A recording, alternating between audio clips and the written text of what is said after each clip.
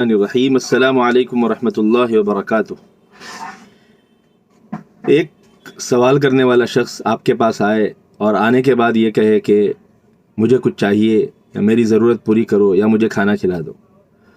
اور اتفاق ایسا ہو کہ آپ کے پاس کچھ بھی نہ ہو، تو آپ اس کے لیے کیا کر سکتے ہیں؟ یعنی آپ سوچئے انتہائی درجے میں آپ کیا کر سکتے ہیں۔ یعنی کچھ بھی نہ ہو لیکن آپ کو دینے کا، اس کے لیے کچھ کرنے کا جذبہ ہو، تو آپ اس کے لیے کیا کر سکتے ہیں؟ ایک انتہائی سے انتہائی درجے میں آدمی کچھ بھی اگر کر لے گا تو اتنا زیادہ تو نہیں کر پائے گا کہ اسے خوش کر دے، اس کے مناسب اس کا خیال رکھے اور اس کو جو عزت ہو سکے دے۔ یہ ساری باتیں تو وہ نہیں کر پائے گا کیونکہ اس کے پاس ہی دینے کے لیے کچھ نہیں ہے۔ لیکن آپ مدینہ کی زندگی میں جائیے، حضور اکرم صلی اللہ تعالی علیہ وسلم کی خدمت میں حاضر ہوئیے، اور حضور اکرم صلی اللہ تعالی علیہ وسلم کے دربار میں آنے والا ایک شخص آ کر کہتا ہے کہ حضور مجھے بھوک لگی ہے، آپ مجھے کھانا کھلائیے۔ اب دربار رسالت کا معاملہ یہ ہے کہ حضور نے کبھی کسی کو منع نہیں فرمایا، حتیٰ کہ اگر آپ کے پاس نہیں ہوتا تو کچھ اور معاملہ کرتے، لیکن سامنے والے کو خالی ہاتھ نہیں جانے دیتے، یا اس کی مراد پوری نہ ہو ایسا نہیں ہو سکتا۔ اس لیے سرکار دو عالم حضور اکرم صلی اللہ تعالی علیہ وسلم نے اپنے گھر کہلوا بھیجا کہ مہمان ہے،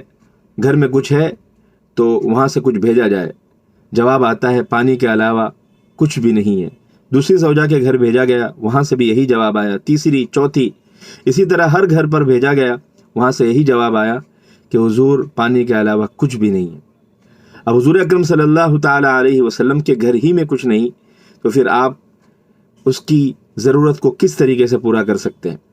یہاں پر سوچنے والی بات یہ ہے کہ سرکار دو عالم حضور اکرم صلی اللہ تعالی علیہ وسلم کا گھر، سرور انبیاء،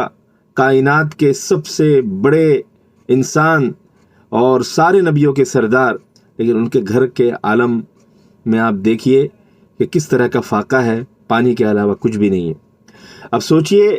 کس طریقے کے وہ زندگی گزارا کرتے تھے۔ اب یہاں پر آئیے مسجد نبوی کے اندر کہ سامنے والا شخص آ کر جواب دیتا ہے جس کو بھیجا گیا تھا کہ حضور پانی کے علاوہ کچھ بھی نہیں۔ تو حضور اکرم صلی اللہ تعالی علیہ وسلم اپنے بیٹھے ہوئے صحابہ میں سے کسی سے مخاطب ہوتے ہیں اور سب کے سامنے یہ کہتے ہیں کہ اس رات اس مہمان کی کون مہمان نوازی کرے گا؟ ایک انصاری صحابہ کھڑے ہوتے ہیں اور ایک انصاری صحابی کھڑے ہوتے ہیں اور کہتے ہیں کہ حضور میں ان کی مہمانداری کروں گا۔ اب یہ مہمان کو لے کر اپنے گھر کی طرف چلتے ہیں، پہلے گھر میں داخل ہوتے ہیں اور کہتے ہیں کہ ہے کچھ کھانے کے لیے، حضور اکرم صلی اللہ تعالی علیہ وسلم کے مہمان ہیں، ہمیں ان کی عزت کرنا ہے۔ لیکن جواب ملتا ہے بیوی کی طرف سے کہ صرف بچوں کی خوراک ہے، بچوں کی غذا ہے، بچوں کا کھانا ہے، اس کے علاوہ کچھ بھی نہیں۔ وہ صحابی کہتے ہیں کہ بچوں کو بہلا پھسلا دو، جب کھانا مانگنے لگے تو سلا دو، اور مہمان کے لیے کھانے کا انتظام کرو، اور کھانے کا جب انتظام کرو تو اس وقت اس بات کا خیال رکھو کہ جب ہم کھانے بیٹھے، مہمان بھی ہمارے سامنے کھانے بیٹھے، تو کسی بہانے سے بتی گل کر دو، چراغ کو بجھا دو، اور ہم اس طریقے کا معاملہ اپنائیں کہ ہم کھانا کھا رہے ہوں، حالانکہ کھانا صرف ایک شخص کا بھی نہیں، صرف بچوں کے بقدر تھا، لیکن اس کے باوجود انہوں نے دسترخوان بچھایا، اور دسترخوان بچھانے کے بعد خود سامنے بیٹھ گئے اور مہمان کو بھی سامنے بٹھلا دیا۔ اب جب مہمان کے سامنے کھانا تھا، چراغ گل، اب یہ دونوں میاں بیوی اس طرح سے باور کروا رہے ہیں، اس طریقے سے دکھلا رہے ہیں کہ ہم بھی کھانا کھا رہے ہیں، حالانکہ صرف وہ مہمان کھانا کھا رہا ہے، کیونکہ صرف اسی کے لیے ہو سکتا تھا، اگر سب مل کر کھانے لگتے تو نہیں ہو پاتا۔ حضور اکرم صلی اللہ تعالی علیہ وسلم کے مہمان کی انہوں نے اس طریقے سے خاطرداری کی، اور دونوں نے فقر و فاقے کے ساتھ رات گزاری۔ جب صبح ہوئی، حضور اکرم صلی اللہ تعالی علیہ وسلم کے دربار میں حاضر خدمت ہوئے، تو حضور اکرم صلی اللہ تعالی علیہ وسلم نے فرمایا، رات کے تمہارے اس معاملے سے جو تم نے اپنے مہمان کے ساتھ کیا ہے، اللہ رب العزت بڑے خوش ہوئے۔ اب یہاں پر سوچئے کتنا بڑا انعام اس صحابی کو ملا کہ اللہ رب العزت کی طرف سے خوشی کی سوغات سنائی گئی کہ اللہ رب العزت تمہارے اس عمل سے خوش ہوئے۔ بتائیے کیا ہم اس طریقے سے کر سکتے ہیں کسی کے لیے؟ یعنی اتنی بڑی قربانی بچوں کو نہ کھانا کھلانا، خود بھوکے رہ جانا، بیوی کو نہ کھانا کھلانا، اور حضور کے مہمان کی اس طریقے سے ضیافت کرنا۔ اور حضور اکرم صلی اللہ تعالی علیہ وسلم کی قربانی دیکھیے کہ اپنے گھر کا معاملہ یہ ہے کہ پانی کے علاوہ کچھ نہیں۔ جب اپنے گھر سے نہیں ہوا، سامنے والے کو خالی ہاتھ جانے نہیں دیا۔ اپنے ساتھیوں میں سے جہاں پر حضور اکرم صلی اللہ تعالی علیہ وسلم کی بات مانی جاتی تھی، وہاں پر حضور اکرم صلی اللہ تعالی علیہ وسلم نے کہا کہ کون اس کی مہمانداری کرائے گا۔ تو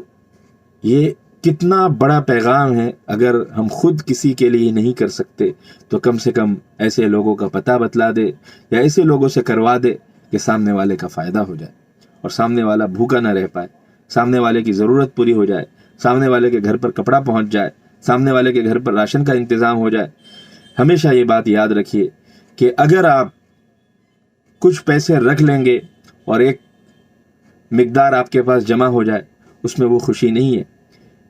کہ اگر آپ کسی کو دے دیں اور اس کی ضرورت پوری ہو جائے اور آپ کو یہ احساس ہو کہ سامنے والے کی ضرورت پوری ہو گئی ہے، پھر اس کے آنکھوں سے خوشی کے آنسو نکلے اور آپ کے آنکھوں سے بھی خوشی کے آنسو نکلے، یہ وقت بڑا سہانا ہوتا ہے۔ یہ کروڑوں روپے خرچ کر کے یا کروڑوں روپے جمع کر کے یا کما کر یہ خوشی نہیں ہوتی، صرف چند ضرورت مندوں کی ضرورت کو پورا کر کے چند روپیوں میں یہ خوشی حاصل ہو جاتی ہے۔ اللہ رب العزت سے ہم دعا کریں، اللہ رب العزت ہم سب کو اس طرح کا ایثار عطا فرمائے اور اس طرح کا ہمدردی ہمارے دلوں کے اندر پیدا فرمائے، اور اس طرح کی خلق خدا کی خوب سے خوب محبت ہمارے دلوں میں ڈال دے اور ان کی خدمت کرنے والا بنائے۔ اللہ رب العزت ہم سب کو عمل کی توفیق عطا فرمائے۔